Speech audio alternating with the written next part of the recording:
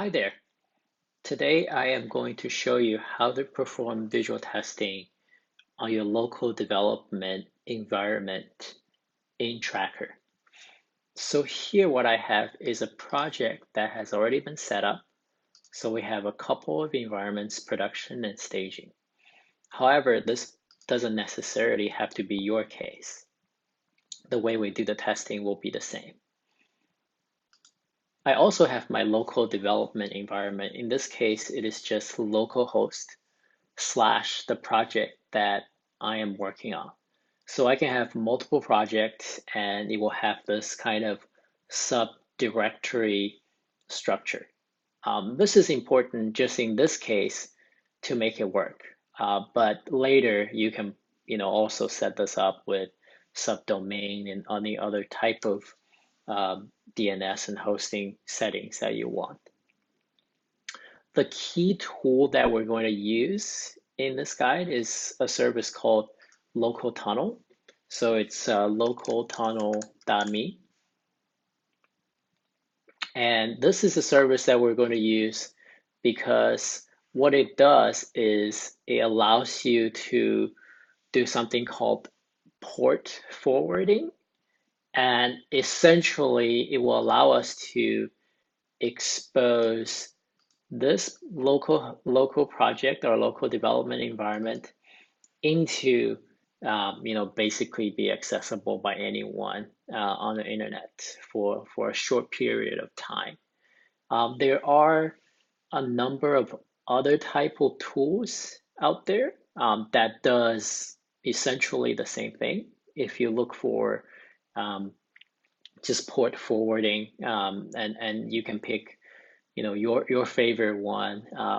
We're just using local tunnel in this example because the service, you don't need to sign up for anything. You don't need to get an API token. So it's the simplest to use. So what we do is then, we have our local development environment running. Then we're going to obviously install this local tunnel tool on your local development machine. So here I'm using a Mac, but you could be using Windows or Linux. So I'm bringing up my my console, and then I will type in this command in local tunnel. So it's important to actually specify the subdomain option in this command. That will actually give you a a semi persistent URL, so to speak, when your port forwarding happens. Also, this port option basically tells this local tunnel service which local port on your local development environment you want to forward to. So sometimes you might have, a local development environment that runs on port 3000, 8888. That's the number you want to use. I'm just using the regular 80. So those are the two important options to remember. If you don't specify the subdomain option, what local tunnel does is then provide you with a one-time random subdomain, which might not be helpful in this case. So let's just run this command.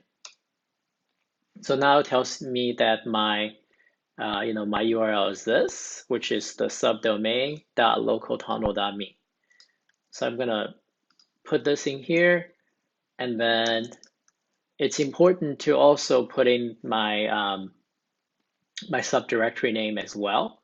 Otherwise, it's just going to my server root, which in this case is not helpful.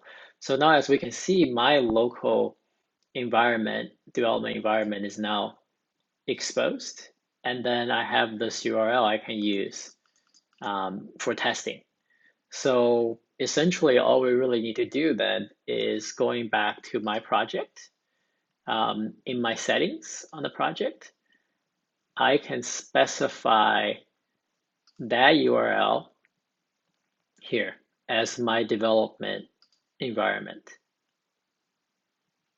So now I can do testing, for example, between my local development environment, um, against the current production or current staging.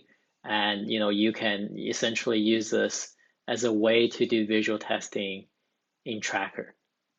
So that's pretty much it. Just a couple of notes. Obviously, please be careful when you are exposing your entire local environment and server to the outside world. Make sure that you don't have anything private or sensitive. That's one.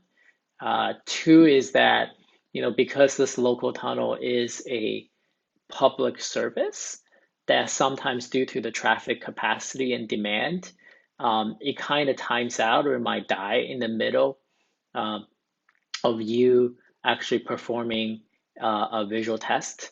So some of the ways to mitigate that, we could, you know, throttle the performance, making sure that Tracker is not hitting that, local environment that's exposed too hard. As well as you can try to restart the service if it dies because of high traffic demand.